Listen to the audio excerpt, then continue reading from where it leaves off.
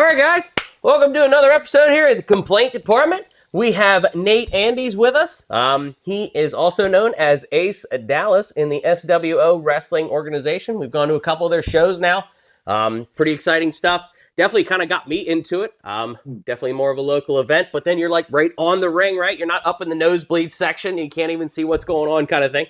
Right. So we really appreciate Nate taking the time out of his day here to come in and maybe answer some of our wrestling questions that we have.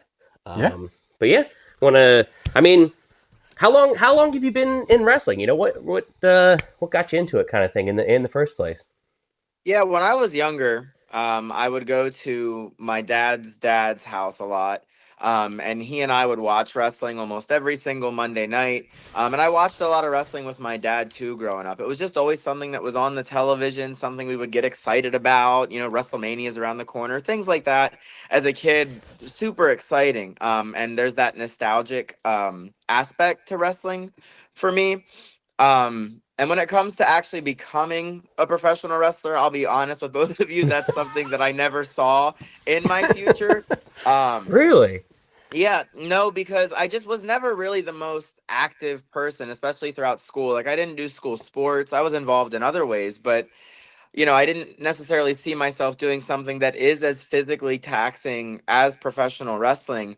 But this July, lo and behold, will actually be 10 years in the world of professional wrestling for me, which is really awesome. Yeah. Wow, Yeah. That's awesome. A decade into something you didn't even think you were going to run into. Yeah. Yeah. It's been a really fast 10 years, but it's been awesome. The different memories and stuff that I've created that hopefully we get into talking about here during our time together have really just changed who I am as a person, and I owe a lot to wrestling. It's been great. I think it's very different, different from most sports, I think. Yeah. I guess hockey's kind of a rough sport a little bit, but not in the same way, right? There's it's interesting because wrestling has the story that kind of goes along with it, kind of thing. So like when you guys are like, you see the stories and everything like that. I was always when I was watching, because I'm kind of new to it a little bit. Everybody kind of knows already on the podcast a little bit. Kenny's a little bit more of a seasoned veteran, but I mean, from an outsider's perspective, I think the first one I went to was at the end of December. I forget the name of the show there. Frostbite Fury. Yeah, that was it. Frostbite Fury was the first one he was at. And I was like, it was way more than I was expecting for like a local event, like what you guys do. I mean, the way that SWO definitely like keeps it so entertaining. Like it wasn't, like every time we go, like there's something different like at the show and things like that. So like the stories that you guys come up with and like the way that the wrestling matches go, like how does that whole process like go from like an insider's perspective? Yeah. So right now, the current people that are kind of working on that stuff behind the scenes, it's Ken Andrews at the head of it all. Okay. A really wonderful wrestling mind. Like I think Ken does a great job at looking at things from different perspectives. And you kind of mentioned how there's always something different at the shows. Ken's philosophy is let's not do the same thing that somebody around us is doing or that somebody has done in the past couple of years. How can we make it different and access a bunch of different people that, they're all coming together with different interests, but they all love wrestling. So how do you bring everyone in? Tim Rush is his wrestling name. Tim is his actual name. Is also in on the process, and then Merrick Miami or Alonzo is also in on that process. And we meet a couple times per month, usually virtually. And just kind of run down like what's the vision. Sometimes the conversation is what's the vision 3 months in advance, and how can we build to that? Or sometimes it's a week out, something has happened. It's what's the vision for this Saturday and how are we going to fix this? You know what I mean? Because it's always changing, always changing. That's the thing about not just professional wrestling at its highest level, but especially at the independent level. Opportunities come up, injuries happen, life happens, someone gets called in to work. Like, you know what I mean? So it just happens and you have to go with the flow. So those conversations are... we usually build out like an outline of what we want to touch on, whether it be production, which I think is something that SWO has drastically improved upon in the 10 years that I've been there. I think, the way the ring looks, the stage or like the entranceway, putting the logos of the sponsors up on the televisions. Like, you Yeah. feel like you're in a different style of experience at the SWO as it compares to some other independent wrestling in the area. And I think that that's great. That's something that Ken has done such a great job with since he's taken over. And then obviously we talk about the wrestling aspect of it, the booking of the matches, the stories, where we want to go with this person versus this person. And it's pretty great.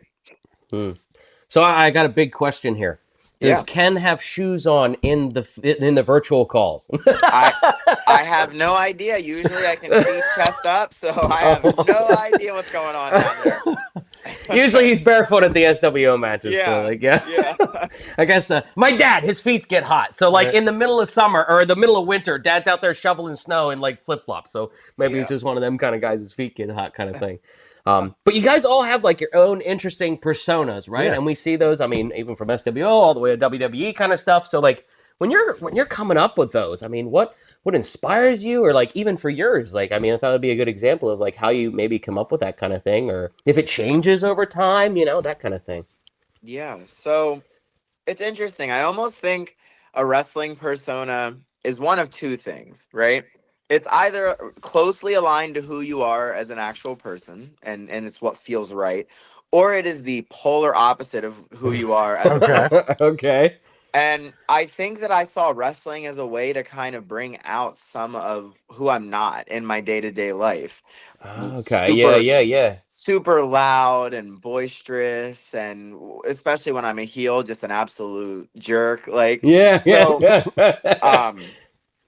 when I was coming up with the Almighty Reverend, it didn't really start as that. It started as I had this moniker, the epitome of condescendence. So I was a heel at the time. My number one goal was to go out, run down the fans, be super condescending. Okay. Just simply run them down, right? And but then through conversations with a bunch of different people, one of my really good friends, Don, his wrestling name's Vicious Van Valley, and then this woman named Sarah. We had a lot of conversations about how it could be more. So then I always said praise me, though, because I felt like that's such a condescending thing to say. So that I would always tell the crowd. It was never really aligned to like that of like this evil, corrupt preacher or anything. It was just because I wanted people, to see me as above them. So Yeah. but we took that praise me and we were like, well, what if we did this? And then we started the praise me practice, which was this faction that was going on when I first started at SWO. And it was me, Sarah, Don, this guy by the name of Zeke, and then Sean Rollins was actually a part of it as well, for a little bit. And, different people came in and out, right? So it got a little NWO-y at one point, and I was like, maybe we need to slow down on this and bring it back to the roots. Yeah. But it was fun though, and we were the top heel faction in SWO for like three years. And I mean, obviously that's different from what you guys have seen since you joined SWO. I'm pretty sure I've been a baby face the entire time that you guys have been there. Maybe not the whole time, but most of it. Yeah. Mm-hmm. So we just kind of took that praise me, that epitome of condescendence, and we funneled it down into this reverend character and this giant cult following, and it just took off. And eventually it got to the point where the crowd liked how good it was at being a bad guy, like a bad character, that they wanted to see that switch. So obviously I never thought I'd be a baby face, but here we are. Yeah. Exactly. So which one do you prefer, the babyface or the heel, or it doesn't really matter? I mean, because you get obviously different reactions from the crowd, right? You're gonna get, Yeah. So the really cool thing about it is that at Three Legacies Wrestling right now, I'm a heel. Okay. So, okay. So you get to play both. Oh, wow. Okay. Yeah. So once a month I get to go back to those roots, and once a month I go back to the other roots. And in all honesty, though, because that's what it is. My babyface character is very close to who I am as a person outside of the screaming. But the heel character was just the total opposite, and I got to be somebody completely different. So I think they both obviously have their pros and cons, but I think I like the one that aligns with more who I am as a person. Yeah. So I think I enjoy being that baby face a little more. Yeah. Because then during intermission or during a Reynolds Rumble, like the school that the show that I do at the school that I teach at, you know, I get to actually interact in a positive way with the people that mean so much to me, the Yeah, communities that I instead Oh love of wow, that's negatively. cool. love to serve. Whereas when I'm a heel, I have to like, be a total jerk, and sometimes it just doesn't feel natural. Yeah, Even though I am pretty good at it. yeah. um, like one of the questions I had too, like, kind of I think aligns with that is like, where does it? I mean, it sounds like you were inspired, when you were watching with your dad, every Yeah. night and everything like that. So like the passion behind it, you know what I mean? Like you guys aren't exactly, going out there shaking hands, right? You're slamming each Mhm. other on the mats and then have to go to work on Monday, probably Yeah. for most of you, For Yeah. most, right? yeah. So where does that passion come from? Like is it from the crowd? Is it from doing the actual acts, like, oh, I really want to learn this new wrestling move this week and then something like that, or a little bit of both? Yeah, I think for me, the physical aspects of wrestling aren't exactly my favorite thing. Like I said at the beginning, Oh, okay. the bumps, the technical side to everything, not my favorite. But I like entertainment.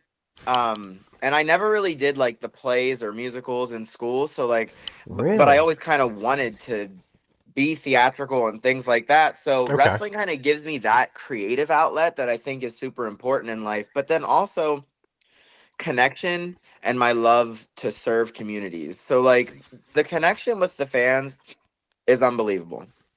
It's something that it's really hard to put into words, actually, simply because it's so cool that through this product we've all come together, Yeah. right? Like if there was no wrestling, this conversation more than likely wouldn't be happening right now. Like, Yeah. just put it where it's at. Yeah, And yeah. Exactly.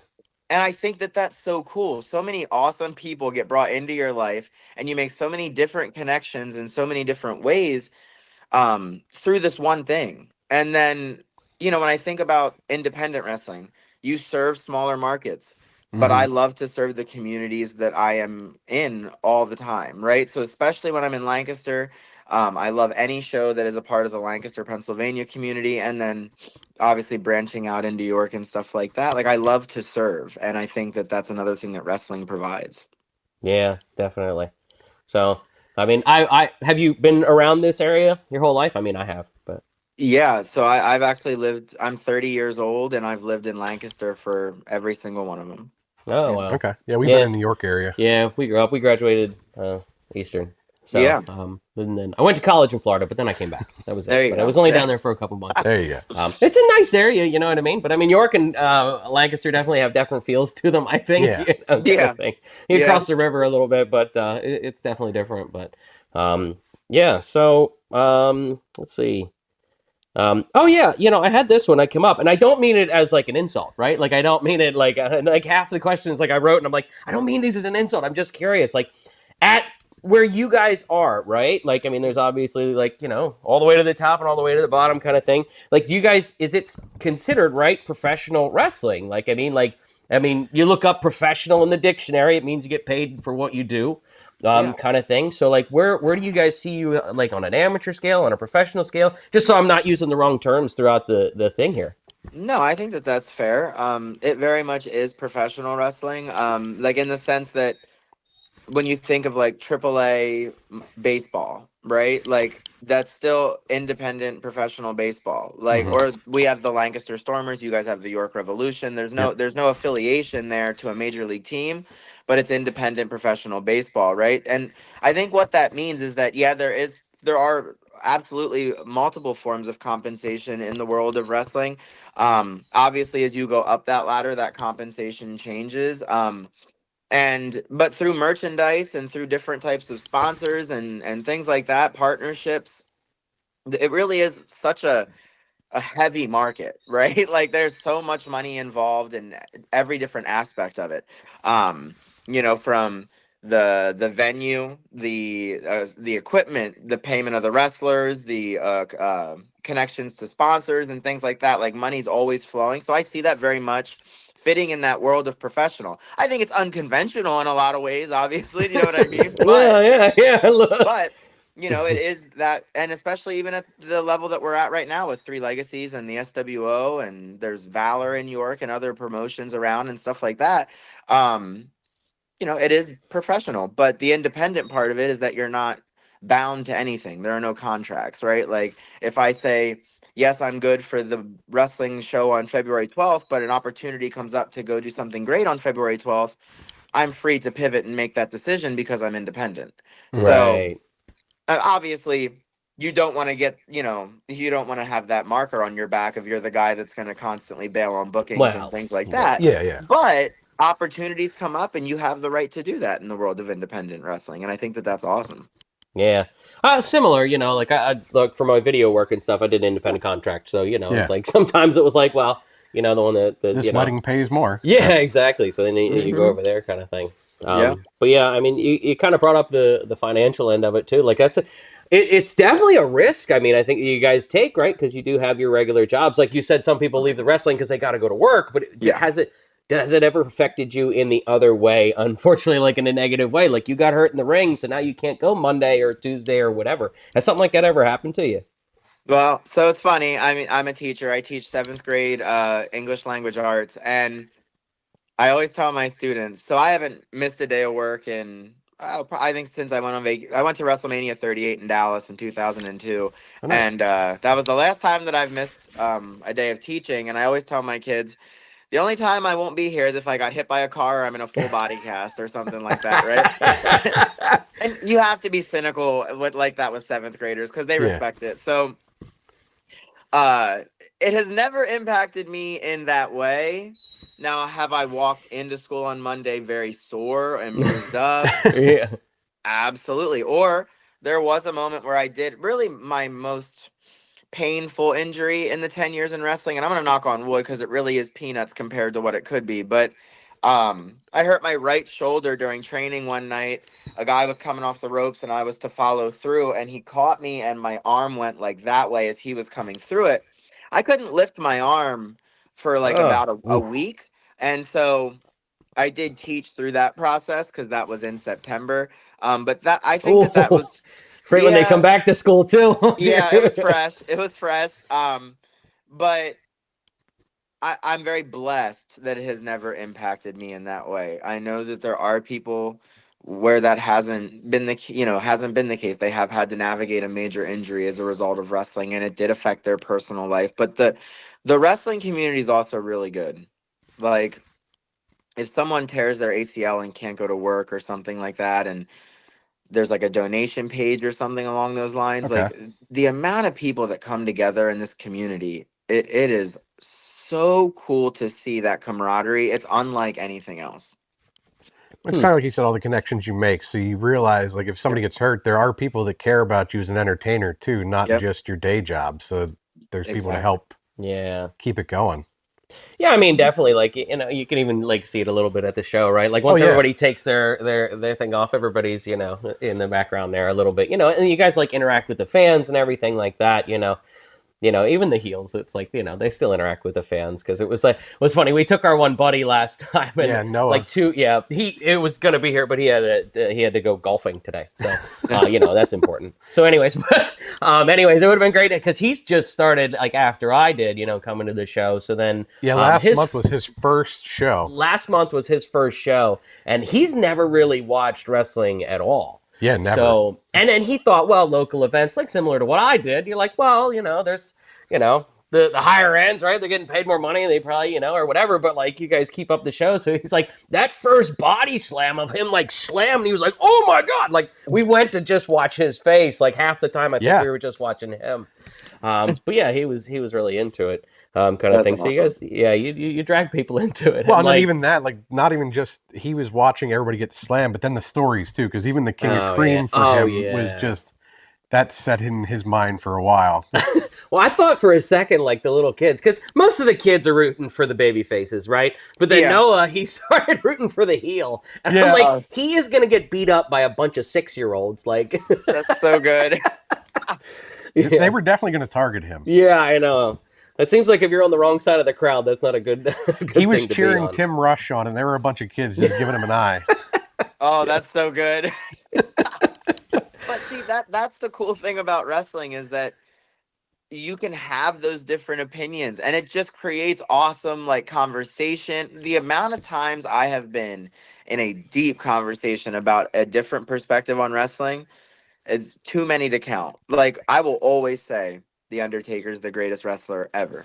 Yeah. Love the Undertaker. And if anyone even tries to argue with me, like, my friends have all kinds of inside jokes. Like, I will fight that. And so, like, it's just really cool to hear that he's there cheering on Tim Rush and people are not liking it. Like, that's just so cool to me.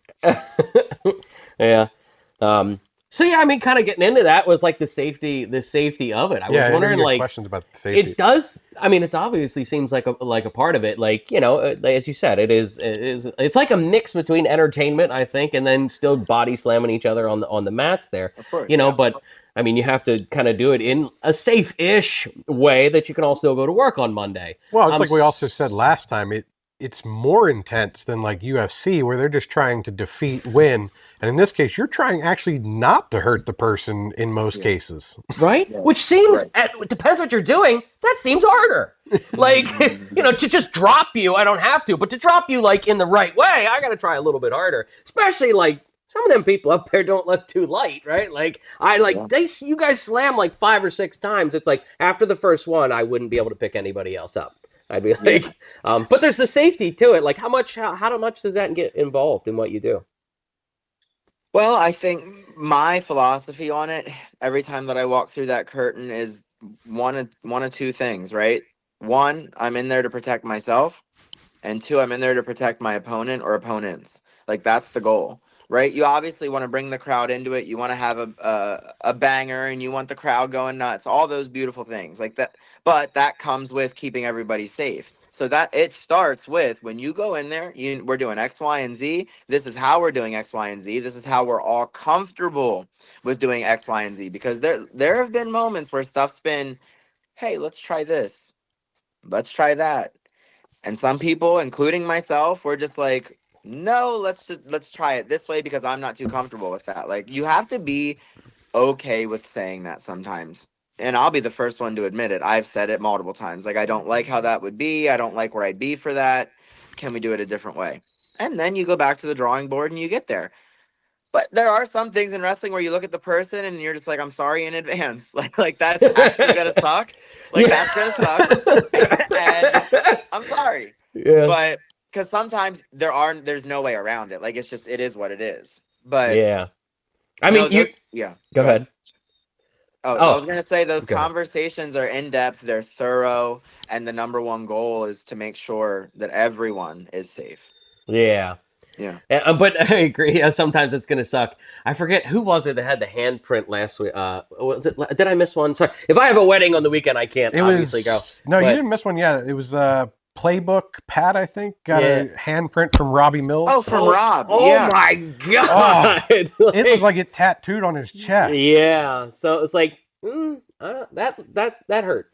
No, and that's like the number one thing. It chops. Like, I'll chop you a couple times, and then in your mind, everyone's just understanding that's gonna suck, but it's gonna be okay. Yeah. Like, it's, it is what it is. You can't alter that. No, that was but yeah, you said about the crowd getting into it. You want to get the crowd into it, kind of thing. And then we definitely saw that. I think it was the first show that I went to, and then when the whole thing changed, like when there was a fan that actually threw a chair into the ring. Right, and then the whole when the Carlucci then it was like whoa ended. Like the whole atmosphere changed then, where it was like no, that's not what we're doing here. We're shouting and pointing and doing all the fun stuff, but not to that level, right? Like no, I mean, so yes, no, you don't want to ever go to that level. I'm gonna obviously, but the fact that you got them to that level, if what you're doing elicits that reaction, you just made some real magic in the ring, because that emotional connection is so important. And honestly, sometimes in today's world of wrestling, rare. Like, that was like old school 1970s. You're down south, like the bad guy beat everyone's favorite. Like the hatred that would come from that, right? But again, you don't want chairs flying into the ring. But but all of us were like, whoa, like that was a moment right there. Like magic was just made with that. Yeah, exactly. Oh, and I know it definitely kept you coming. I was like, you were like, I need to see what happens next. Yeah. I was like, I mean, the stories. I mean, they keep that you was when telling everything. Carlucci got fired, right? Yep. Yeah, exactly. Yeah. Yeah, I mean, definitely. I mean, I didn't know at the time, like, I mean, because I wasn't, emotionally attached to anything at that time. I was just getting into it. But it was like, holy cow. But, like, you guys broke, like, 3 or 4 ladders. Like, I could have used those. Like, like, just saying, like, that one's a little bent. I'll still take it. Like, what do you do with the ladders or stuff when it's all broke? Like, you just throw them out, or like some of this stuff looked like used, so it was like, oh, it's getting a second life, really. But yeah, if it's completely trash, like we just throw it away. But if it could be used for the next time we do a ladder match, like we put it away and put it in storage and keep it for the next time. Yeah, okay. Yeah. So, like, getting a little bit more, you kind of touched on it a little bit, but I guess, like, the choreographing of each match, kind of thing. Like you guys said, you meet digitally, but then when you're choreographing each match, like, that probably can't be done digitally. That has to, like, you have to meet up. You meet up once a week. How long does it take, to get ready for a show? Yeah, so with everyone living very busy lives, I'll be honest with you, you will see that person that day. You'll have that conversation that day. You'll talk through some stuff. And if you're there early enough and you can get into the ring to run through anything, you can. But I've called countless matches without ever getting into the ring. Like, you just sit down. Yeah. Sit down, talk with the person. And usually within an hour, you have the whole framework of exactly what you're looking at. And like my match with Sage Matthews at the Reynolds Rumble, he and I met up at my house. We sat here and we just talked for about an hour. And then I was like, because he knows that day is chaos, like from setting everything up to the dismissal at school and all those things. But so he knew he wouldn't really get to see me that much because I'm bouncing all over the place. Yeah. So we met up probably, it was like 2 days before the match. But usually you're calling it that night when you see them and everyone's there by the call time. Yeah. Oh, wow. That's interesting. Well, I mean, that also adds to your level of professionalism, I would say, because, like, I would say I'm there in the video world, like, for when I first started doing, like, weddings and things like that, it's like I went to the rehearsal and, I was there early. But now it's like I call up the other video guy for, like, like you said, like an hour, half an hour. And it's like, yep, we're going to do this, we're going to do that, we're going to park here, we're going to go there. It's probably very similar. When you reach that level of professionalism, it's really all you need. It sounds crazy from an outsider's perspective, but when you're on the end of it, it's like, well, this is just the way it is. And it's like anything more would be excessive, really. But leading into that, when you do need to practice, how do you do that kind of thing? Because it's not like I don't think you've come out there knowing those moves right away. No, so I first started my training back in 2015 at the Susquehanna Wrestling Organization. They had like this giant garage that had the ring in it, and the trainers would come in. It was Ken Andrews and Evan Atlas at the time. And we were there Tuesdays, Thursdays, and sometimes on Sundays, just 2 hours at a time. And then eventually you get to a point where they're like, okay, we're going to put you on a show. And obviously you have to continue to go to training and stuff like that. We also have the Three Legacies Wrestling School right here in Lancaster that I know they run, classes Monday, Tuesday, Wednesday, Thursday, and you're there, that's a part of your training and what you're paying for and things like that. And it's very regimented. There's a strong curriculum there, and it's a very good training school. So you obviously have to go through that process at some point. And then as you should always try to stay fresh in the ring, but maybe it's not as heavy later on. And once, like you said, that level of professionalism starts to take over. Yeah. So when you're doing a match like that, I mean, it would probably be a little bit easier. I would imagine. Is it a struggle when it's newer people kind of thing? I mean, everybody's new. Like with video production, like there's a new guy. It's like, well, it's a little different like that. But is it a little bit more of a struggle? Is there certain things that new guys always do, or new girls? I mean, obviously there's girls that do it too. But is there a little bit more of a struggle with a new person? Yeah, I think the number one thing that most new people do once they've gone through all the technical parts and they're like, yeah, you get to go on the show. They move too fast. The thing about wrestling is that the slower that you can make something, the better, because then it gets to resonate with everybody sitting in the building. But if you go Yep. If you go from a body slam right into the next thing, right into the next thing, at no point can anything settle. And then the fans aren't like, whoa, like there was actually some strong impact with that body slam, or what's wrong with his back. You know, you have to have those moments where you take your time and you sell what's going on in the ring.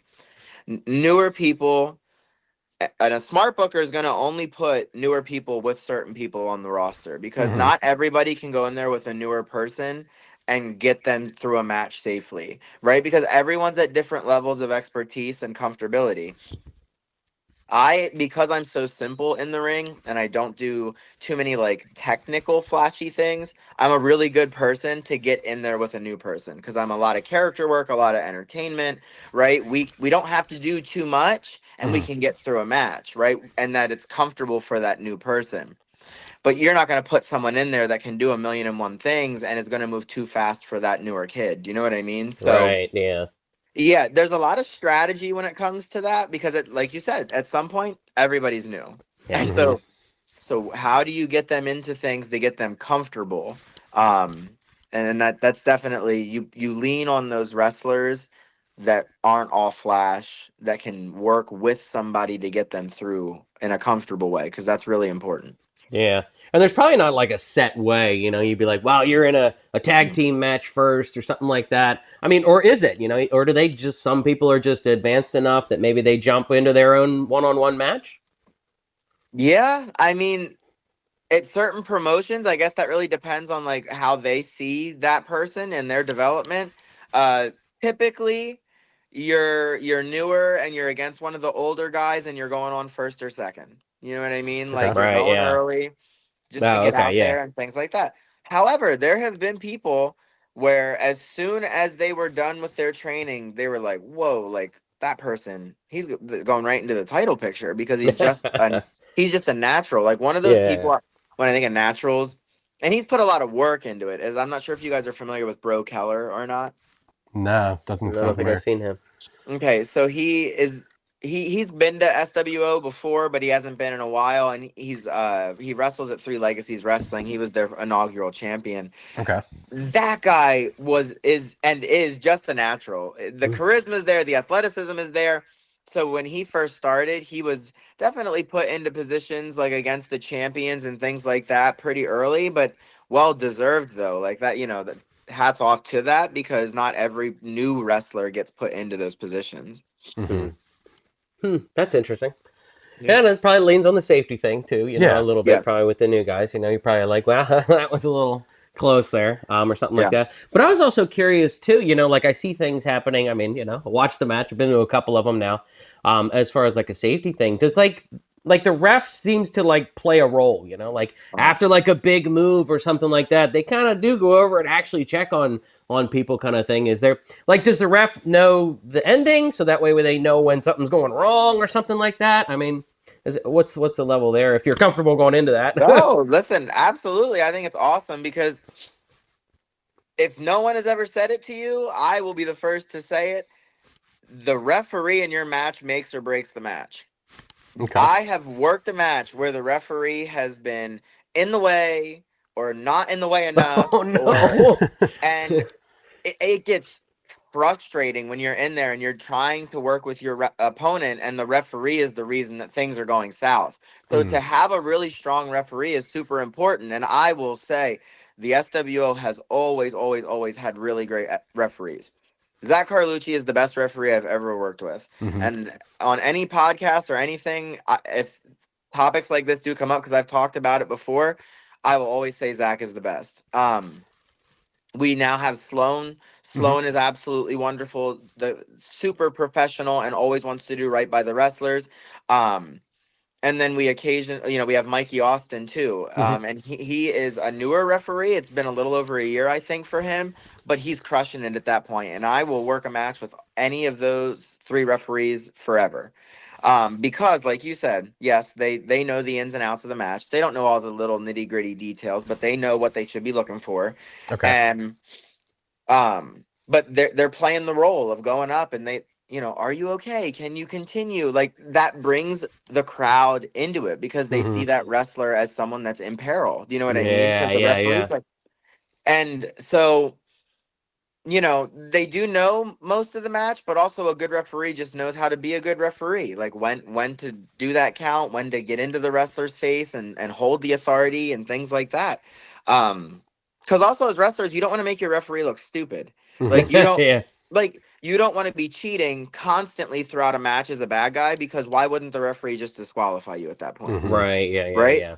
So there's a lot of strategy where the wrestlers play off the ref and the ref plays off the wrestlers, and it creates magic when all avenues are doing the job they need to do.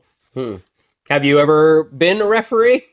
No, so actually I've never done that, right? Because the idea of throwing myself down and having to stand back up in a matter of seconds without the adrenaline of wrestling doesn't exactly seem possible. So. That's funny. Does seem like a unique job for sure. I know the one we went to, and then Sloan missed the steps. And fell down. I don't think that was part of the match, and I was like, "Oh no!" Poor Sloan. I was like, "No." Yeah.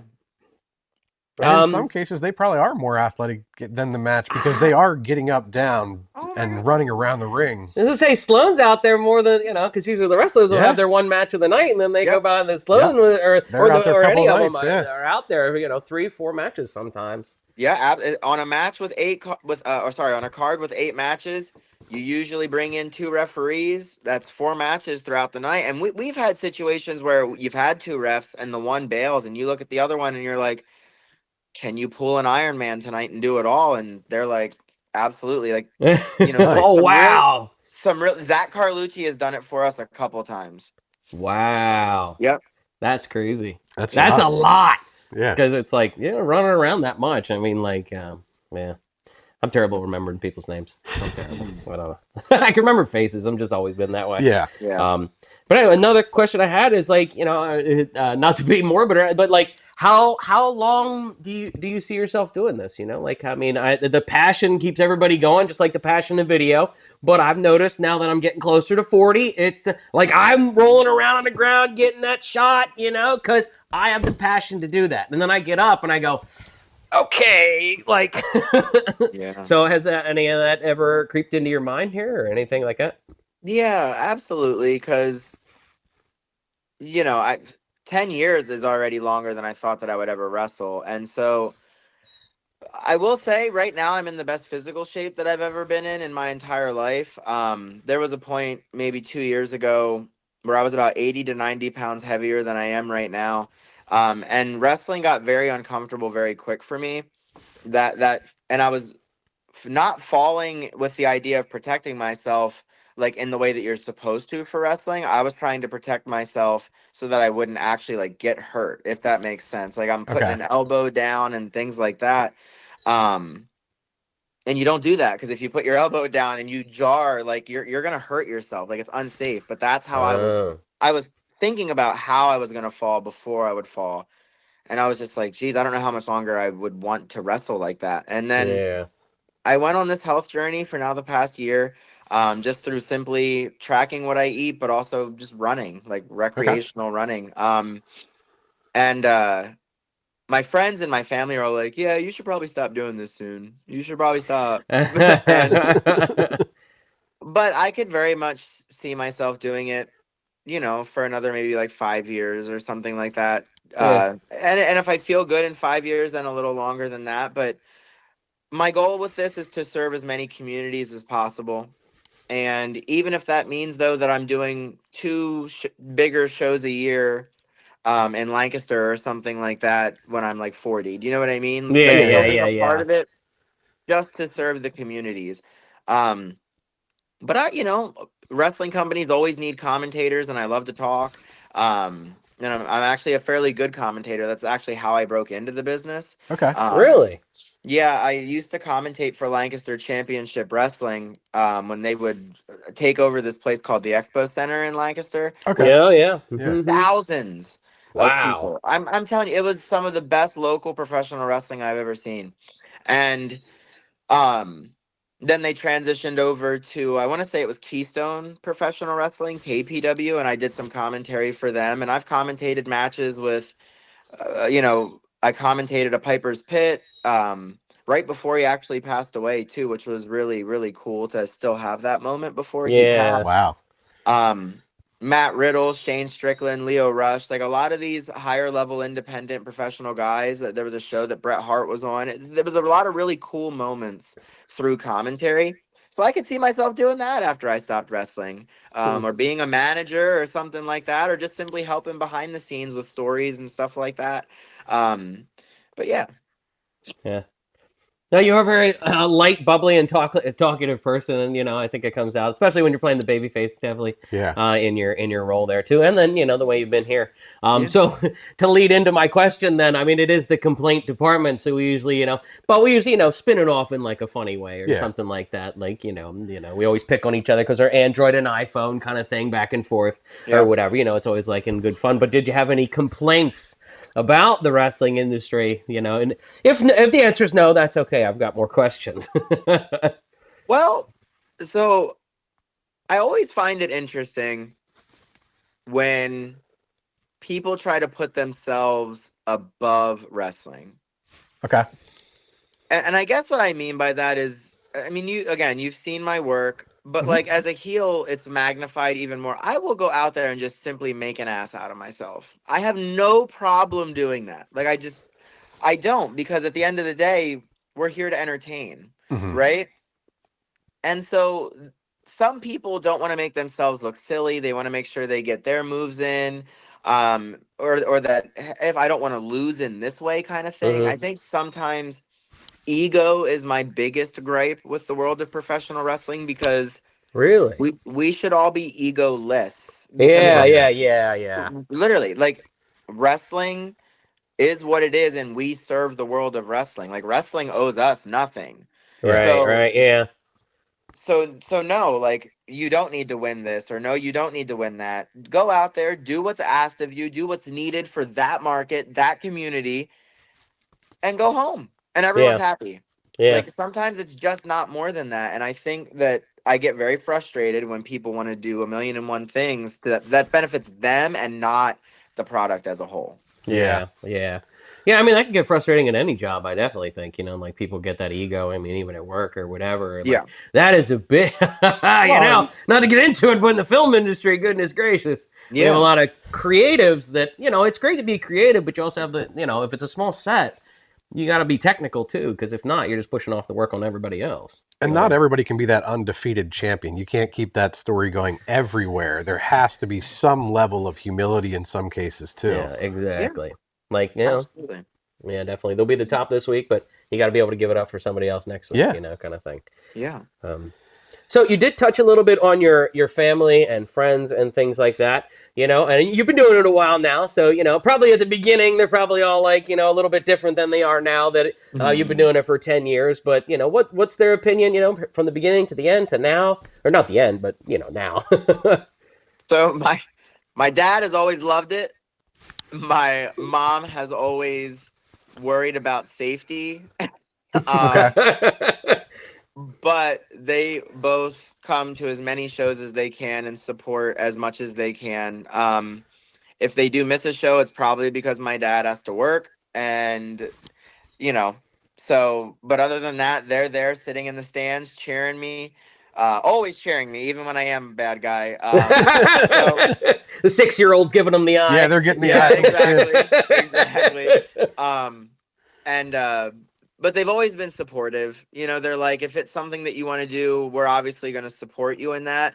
And I just think that for some, I think it's a little bit different in terms of the commitment and how much they bring their family into it. Because for me, I see wrestling very much as like a very fun side gig for me. Not quite hobby, because like I don't think someone's hobby should be throwing their body around, it's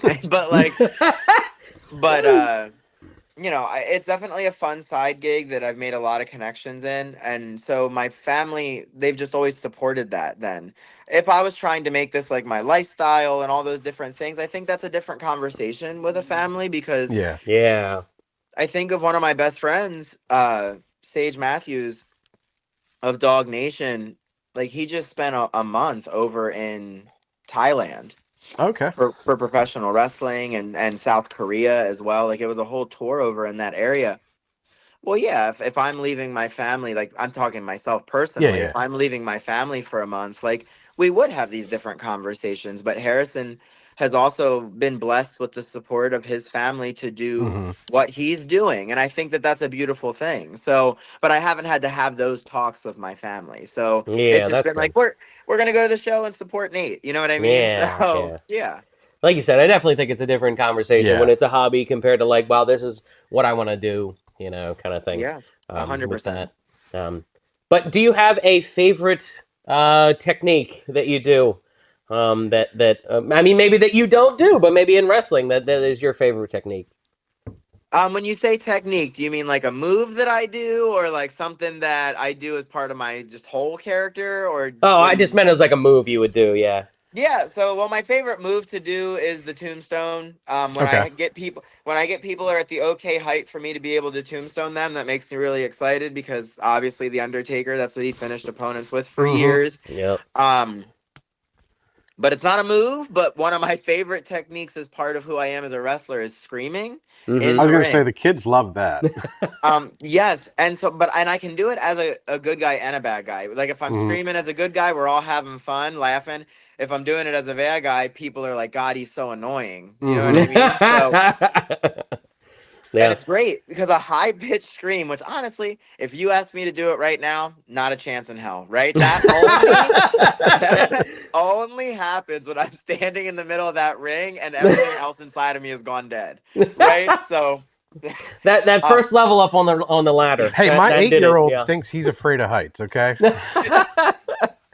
Oh yeah. Exactly. But the screaming is so unique and different that it like even if you're not watching the wrestling, like let's say you're scrolling on the phone, you hear someone scream like that, you're looking up like what the heck is Yeah, going on? what happened? Who stepped on him? Yeah.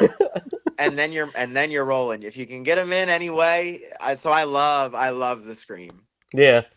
So the scream being part of your persona and everything like that, I had the question too of like everybody also has different outfits that they're wearing. You know what I mean? It's not like you just. I don't think you're not like just going to Amazon and like finding that stuff. Like, how do you get that? You guys all go into a seamstress? Like, how do you, like, how do you get that made?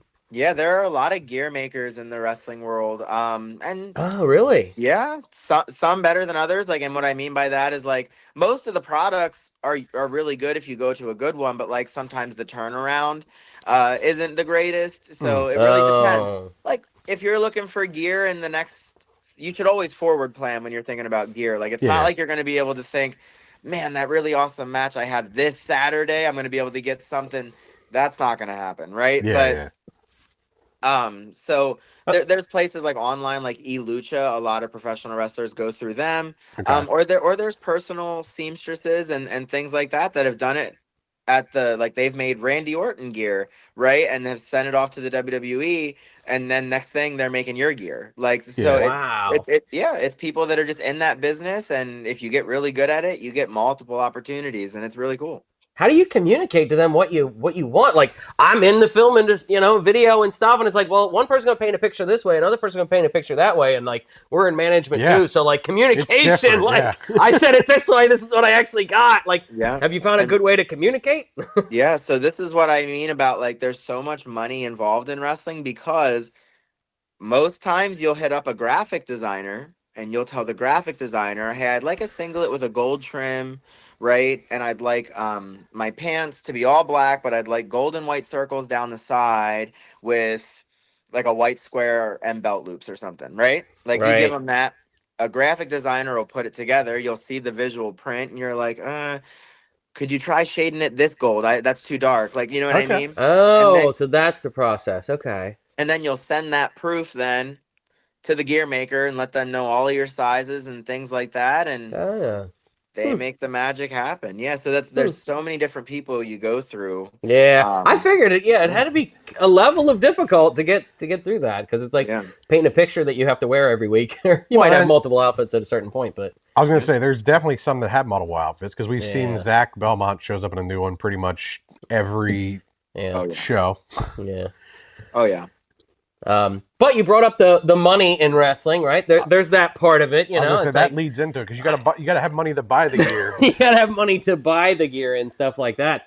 I mean, I'm sure. I mean, I would assume that there's like different rates, like if you're headlining compared to like if it's your first match kind of thing. Just like any other world, you know. It's like, well, if you're the new guy on set compared to like if you're James Cameron, the rates are a little different. I would imagine, but and it also depends too. Yes, it depends on experience and how long you've been doing it, but it also depends on distance. Like Matt Vertigo, he comes from New York. Wow. Okay.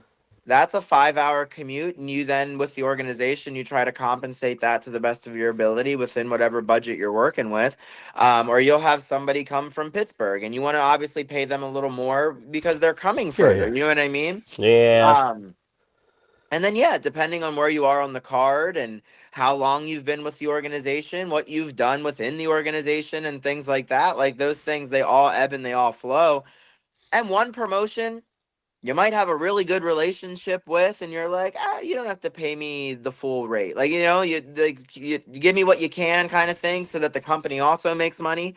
Or you might go to a place and you're like, nope, this is my rate and this is what we're doing. Right. So Yeah. it all comes down to that personal level as well as when you're talking compensation and how do you advocate for yourself in the business world? Like some people will be able to advocate for way more than they make at another place. You know what I mean? Because they're able to, at this point, you're able to advocate now in a different way. So yeah, it's very much a dog eat dog world when it comes to that kind of stuff because everyone's trying to make as much money as possible. But it really depends on what shows you're working for, how long you've been doing it, and how far you're coming from. Yeah. And it doesn't seem like, I mean, so it would be, I think you said Ken and, I'm sorry, I forgot who was Tim. also, who? Ken and Tim were helping set everything up. But. Yeah, like are they the ones that organize it for SWO then? Or is it multiple people? Yeah, like getting all those people organized and getting the stories written. Do they do most of it, or like it sounds like you guys get on the Teams call and stuff, but it sounds like or whatever it is. But like it'd be different people on the Teams call every time, or so it's usually always Ken, Tim, Merrick, and myself. Okay. And then sometimes it's just Ken and I talking about something. Tim handles a lot of that finance stuff along with Ken. Like there's a because of the Pennsylvania State Athletic Commission, there's a form you have to fill out, taxes you have to pay. So Tim will do all that stuff and all the fun stuff. It's usually us four, the cooks in the kitchen, and then Ken will usually settle on what he thinks the best vision is based on the ideas, and we all kind of agree then on what way we're moving. So when it comes to finances, though, it's usually Tim and Ken. This is kind of a funny question, but I'm going to ask it anyways. You guys all like go out for pizza afterwards, or does everybody usually head home, or what's that like after the match? Some of the best nights have been where you just do a show and then everyone is like, let's all go to the diner. And then you're in that diner at 11 o'clock at night and you're eating whatever you're eating, but you're around really good people and company. And those are the stories then that you tell. But up in Seven Valleys, it's not rare for us to all be like, let's hop over to the tavern really quick for a drink and wrap up the night together. So we just did that. I think it was 2 shows ago. We all went over and it was a good sized group of us. And it was very nice. Or after my school show, we went to 551 West here in the city, and 8 of us, we sat down, we got dinner and went home then. So those are the awesome moments in wrestling where it's all over, right? Like, we had fun, memories were made, and now we get to actually hang out as human beings, and it's always very nice. Yeah.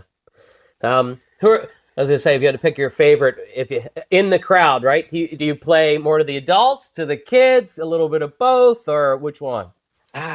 Well, so kids are very, very, very easy to work with, right? Yeah, and they're gonna react no matter what. But nothing makes me happier than when I have like a grown ass adult mad over what I'm doing in the ring. Oh my God. it fuels me. Like it's so, as a good guy, like it's really cool when people are smiling and energetic, but like I love when I have an adult angry at what I'm doing in the ring. It is so cool. Right. That's like the cream of the crop there. Yeah, Yep, of course. it's so good. I mean, even on YouTube, it's definitely harder to entertain the adults. Like, Yeah. I see my niece and my nephews, just like the stuff they're watching. I'm like, oh, I could have made that pretty easy, but I don't have a passion. Not to everything's do a that. blind box. Yeah, like I've made videos I'm not crazy about, and it's like, well, they're a little bit easier to make, but it's like, oh, I want to do what I want to do, so that's why we're trying to do this kind of thing. It's definitely an adult show that we do here most of the time and stuff like that. But yeah, did you have any other ones? I have a whole bunch here, but I was just reading down through them. I was gonna say, you can finish up yours, and then I'll save mine for the end here. Oh, so. Okay. I said, well, do you typically watch the WWE kind of thing? Is that you're still doing that with Dad and stuff like that? Yeah. Not so much with my parents anymore because our schedules are just so chaotic. Oh yeah. But yeah, I watch. I mean, I'm pretty sure right now on my television is WrestleMania 22. So it's like, you know, not that I'm always watching wrestling, but I do keep up with the product. And I, I love it. I mean, what do you think about the Netflix era that they're going through now? So I mean, I like it a lot. It was actually the reason that I wouldn't have Netflix otherwise. It was the one subscription service I didn't have, and I'm like, of course, Raw's going to go to that. So I guess I yeah. But I like the era that we're in right now. I think sometimes, especially back in the old regime, like it was too much. There were too many matches on a show. The shows were too long. Right now, I love that we're getting shows with 5 really good matches, all sponsored by something. Like, I'm really big on the business aspect of wrestling. If you can partner with a local company, or obviously for the WWE, like you're partnering with Snickers and things like that, to just make money and brand things and advertise things, I think it's brilliant. So I don't mind the fact that the sponsors are on the ring, because there's so much that people gripe about that kind of stuff. I love it, and I think that the wrestling is moving in a great direction. It's still entertaining to me, and it feels realer than it ever has, and I think that that's awesome. Yeah. Now, do you feel that at the SWO? Do you get involved? It sound like in the business end of it. What's the heavy parts of the business end of it, or maybe that you want to get into more in the SWO? Yeah, well, I mean, we do very similar things, just on a smaller scale. Like, we reach out to the local businesses, and we want to partner with them. That's why we have Merlin's Coffee, the Valley Tavern, GTM Motor Repair, and Grafcom this year. It's just good, I think, for everyone involved. Like, they're getting advertising, and we're getting the financial compensation to say things that are sponsored by them, and I think that that's just a great thing. Ken just did another business venture the other day, and he set up a sponsor table at a York Revolution baseball game, which I think is the little things that help with advertising and promotion are make or break sometimes. So I love that aspect of it, and I love being involved in it and building those community partnerships. Yeah, definitely. How many? I was going to say there's the SWO and then 3 Legacies. Are there any other ones around here that are? Well, you said Valor's in New York. Yeah, there's Valor Pro Wrestling. There's Classic Championship Wrestling, which is CCW. They're usually in like the Marysville area. Okay. Those are the big ones off the top of my head. Like there's, I mean, you branch out. There's wrestling in Philadelphia. There's wrestling in Pittsburgh. Like, but in this general area, it's like those markets usually. And then right over into Maryland in Joppa is MCW. And so they're pretty close to like that Seven Valleys venue. So they're very good and have been around for a long time as well. Have you wrestled for any of those? I've wrestled for CC. Just the only one I haven't in that is MCW. So really? I've wrestled for Valor, CCW, SWO, obviously, and 3 Legacies. Yeah, I've worked for all of them in the past. It's surprising. It doesn't seem like wrestling used to be that way back in the day. Yeah. But now it does seem to be that way. Which, I mean, it seems like the good for everybody then. It's because it's going to be harder to make a living, or at least making some money at it. Because nobody ever hates having extra money, kind of thing. That's why I do the wedding videos on the weekend, kind of thing. Exactly. to do that, and maybe someday build this, but 89 subscribers, we're getting there. But we've gotten the set a little better. Yeah, we're getting there. A little better. It used to just be the unorganized basement behind me, so we're getting there. With you guys, how often do you have to replace parts of the ring or pieces of the ring, things like that? Because obviously it wears out over time. Like, yeah, geez, the ring that we're currently wrestling in, I want to say, is like 20 years old. So they do have some miles. It does have some miles on it, but the steel framework, like really the work that's had to be done on that in the past couple of years is just different welding jobs. Or like a board. So it goes like you have the metal frame of the ring, and then you have metal poles that provide that give then a little bit, and then you do wooden boards. And so like you might break a board if something crazy happened, or just the board got too weak, and so you have to replace that, right? But and then it's just the general maintenance, like retaping the ropes and giving it a paint job or things like that. So for our ring, there's been work, but it hasn't been like we've had to like, oh my God, we have to go get a whole new ring. You know what I mean? So yeah. I have I'm a part ownership in a martial arts gym as well, and we have a boxing ring. And one time we had wrestlers come in, and they wanted to like your style wrestling, that wanted to like use it, and we're like, I still had no idea, and I was like, it looks like they're built pretty differently. Yeah. Like we have steel beams that go across the middle. Yeah. Did they do that? They did. I don't know how well it went, but that's chaos and a hot mess express. I'll say that, because a boxing ring does not have near as much give as a professional wrestling ring. This is not me underselling falling in a professional wrestling ring, but there's give there because it's what it's meant to do. Absorb a boxing ring is just to help brace an unconscious individual. So like, there's no give there. That's chaos. Yeah, I think they put some extra pads on it, but I was like, well, I mean, you guys know your thing. I don't know. I just had the ring. They want to rent it from us for a little while, but they don't anymore. So maybe that's I guess that's another good question, too, because you have a building to keep your ring in. So how do you guys transport your ring? Where does it... You said at one point it used to be kind of set up in a garage, I guess, when they were doing training as well. So how does that work out? Yeah, so there's we own a storage, or well, not own, we rent a storage unit, and that's where a lot of the ring is. That's where the ring's kept and then put up for training if it needs to be put up. Or we have just a trailer that goes onto the back of a truck. Like, it's a pretty decent sized trailer. We'll just leave it in there then if we have like 2 shows coming up like back to back, so that we don't have to unload it and reload it kind of thing. And it'll just stay in the trailer. So we have, both that storage unit and the trailer, and the ring kind of goes back and forth between both of them.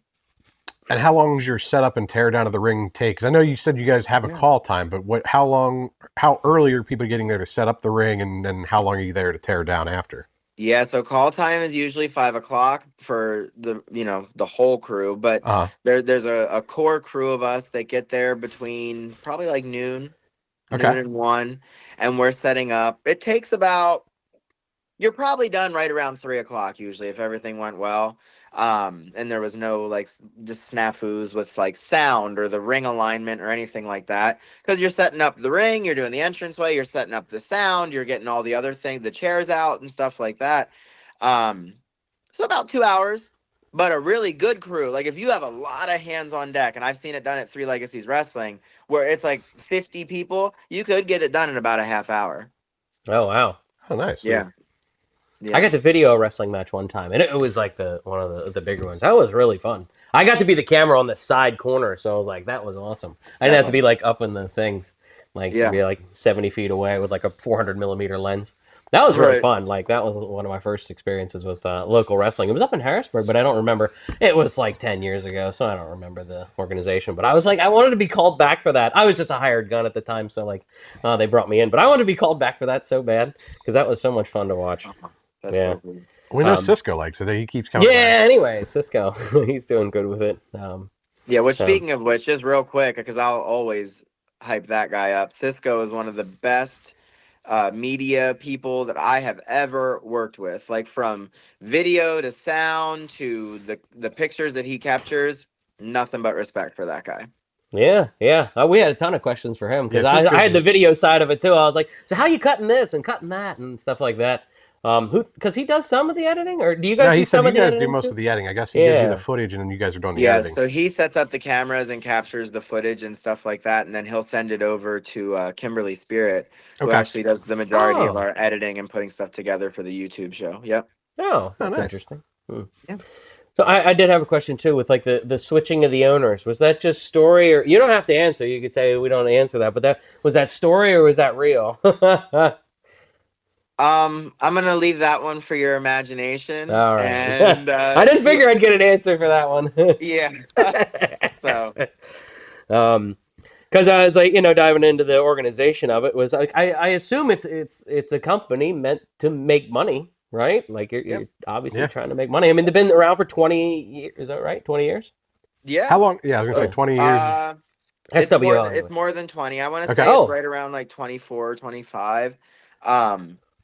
And yeah, the goal is to make money, and the goal too is to just, if somebody new comes to the show, you want them to come back next month. So like that's why you do the things where the transfer of ownership happens in the very last match, or that's why you do things like Zach Belmont beats Matt Vertigo at Frostbite Fury in the very last match. You know what I mean? So you always want that, like, well, what's going to happen next at the end of a show, especially when you're rolling right into the next one then. So yeah, for sure. Yep. I was gonna say I had two more left. But if you ever had an embarrassing or funny moment in the ring that maybe wasn't planned that pops into your head in 10 years, I know everybody's always like the most funny. It's like, well, it could just be a funny one. It's hard to think of the most funny or something like that or most embarrassing. But if it was ever something like that was maybe out of script that happened to you when you were wrestling, any funny moments? Yeah, well, are you guys familiar with Sonny Kiss, who used to perform in AEW by chance? I am. He isn't. Okay.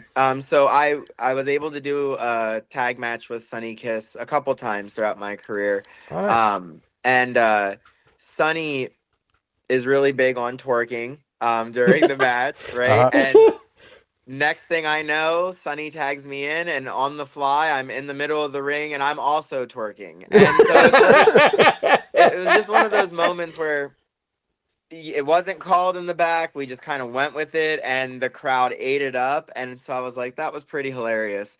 So I just think, and most of those funny and embarrassing moments, they're always going to be the things you didn't talk about, because some stuff just happens naturally, and it's usually like, whoa, that was really cool, or that made people laugh, or was just the right amount of embarrassment. You know what I mean? So yeah. I know a funny moment that didn't. Maybe it was with the Snorlax. Snorlax. That was amazing. Yeah, it was. I'm sure people. I hope people really liked that. I really liked it when I was. Noah enjoyed just watching the athleticism of the wrestlers with Snorlax. So that's what you're saying. Almost showing off the athleticism of it. It's like I could do this move by myself. Like, exactly. So, if you were going to give advice to a new wrestler starting out, what advice might you give to them that wants to get into wrestling? I think Naeem the Dream Brooks, he's wrestled at SWO a couple of times. He's newer into wrestling, and a lot of the people like Just Jay and Al Snook, they're newer to wrestling. So I like that you've asked this question, because I've had these talks with them just naturally, because they're really cool people and I consider them my friends. So we just get to talking about stuff, and I always share with anybody that's just starting this. I think it's important. Yes, if your goal is to make it big, then strive for that, right? But don't ignore the memories that you're making before making it big. Because I think they go by so fast, and the locker room that you're sharing, the same locker room you're sharing with people 5 years ago, it won't be that way in 5 years. And because people go on different avenues and different pathways and stuff like that. Yeah. So enjoy it for what it is. Enjoy the moments, the week to week, the day to day grind, because you're building a foundation. Every single time you do something positive in a ring somewhere, doesn't matter if it's in the middle of the ring at WrestleMania or if it's in the middle of a ring at Seven Valleys, you're building a foundation and you're providing something for people, right? And that's the goal. Yes, the goal can always be to make it big. Right. for a lot of people, that's just not going to be the reality. So enjoy it for what it is. I think that's really good advice. I mean, for almost any sport that you would join into, because, you know, I'm probably not going to be the next Steven Spielberg, but I'm okay with that. I'm trying to be happy with what I have. And that's a good point, because I have made videos in the past that I see, and I'm like, you know, that person, exactly what you said, you know, went on a different avenue, but now I have that video, I have that memory. Then you guys, you video most of your matches as well, so you can go back and look at that kind of stuff. I think that's a really great answer. Yeah. Yeah. Have any of that popped into your head at the moment? I have obviously if he wants to promote stuff, but I was gonna say I have one question. It's just kind of a hilarious question from everything that I've found out in the past couple of days here, Joe. So we were communicating back and forth, and I was also having Joe reach out as well. And Joe sent me a screenshot at one point, and I saw the first message that Joe sent you. And I want to know, is that message what made you not want to come to Joe's basement? Because it read very much like a love letter. That he wanted to. It sounded like a Match.com ad. I want to defend myself. I was trying to explain, but I was also 2 episodes in, so I didn't really know what I was doing. No, that's not it at all. It's just that's really funny. But with with my schedule, and it's I know that there are people probably that have busier schedules, but would still have the time maybe. But like it's just from summer camp to teaching to I also teach college courses, and then I also oh my god, and I'm also a tutor with wrestling and trying to figure out a social life, you know, still family and stuff. It just was easier for my schedule to be able to still do this with you guys because I really wanted to than to try to carve out a time where I may or may not be free to venture off for 3 hours. But and I appreciate you guys accommodating it, but that's a really funny question. No, that is not why I didn't want to come.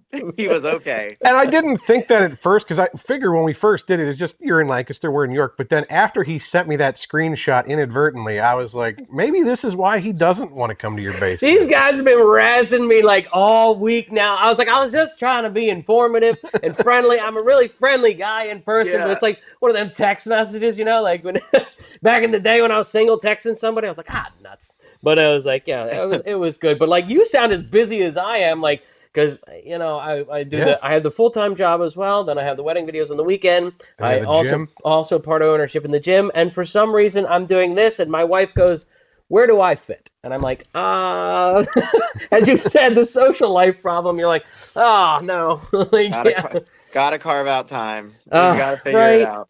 Yeah, you got to figure it out. Because that's what makes it all worth it, you know what I mean? As you said with the wrestling, getting into it is like, well, hopefully we don't pass all that stuff by. Well, my body still works. I'm getting close to 40 now, so it's like getting a little slower. But exactly. Yeah, I'm picking up on it. It's all right. You always had to pick on me every time. Wait, we always ask everybody. This doesn't have anything to do with wrestling. No, this is the last, this is the regular question we ask everybody on the show. Well, we have 2 that we ask, but I'm going to ask the second one later. But are you a fan of the show Peaky Blinders? I'm no, because I have no idea. I win. Okay, darn it. I have no idea what it is. Oh, okay. It's on Netflix. It's a Netflix Irish gang. Yeah, an Irish gang one. And I think it's like my favorite show, and he absolutely hates it. So I can't stand it. The other question we ask is the toilet paper question. When you put the toilet paper roll back, do you put does the toilet paper go over the top or under the bottom? Oh my God! If anyone tells me that it's under the bottom, I think they're a psychopath. It has to be over the top, right? Yes, exactly. I'm really, I don't care. Whatever one it was. I don't know how you don't care. Oh, yeah, no, even like an indifference I don't think is okay. No. No. So I don't have OCD, but like, you know, on a paper, like signed by a doctor. But you have the tendencies, Oh yeah, dude. If I walked into a bathroom and I saw it under, not like judgment, but like stuff's going through my brain. Like, what's going on here? Like what's happening? Well, we did find out on a previous podcast that there are people that will go to houses and change it just for chaos. Yeah. Oh, yeah. We had somebody, after I asked that question, he was going to go to their house and flip it. Whatever it was, he was just going to flip it. Oh, my goodness. So we've had all sorts on here. That's good. So I think this podcast is going to be released. Do we want to do? What might line up best for you if you wanted to use promotion at all, like cross promotion or something like that, if it works out good for you guys, or anything like that, or anything that you wanted to promote. And being in to say that is like, well, we need to line that up with the release time. Yeah, I mean, right now we could release it next week though. We're recording right now on the 14th, but we could release this on the 21st when you guys have your next show, or we could release it the weekend after and start promoting a show for July, whichever works better for you. Yeah, I mean the day of would be great. We do have out of time next weekend, June 21st.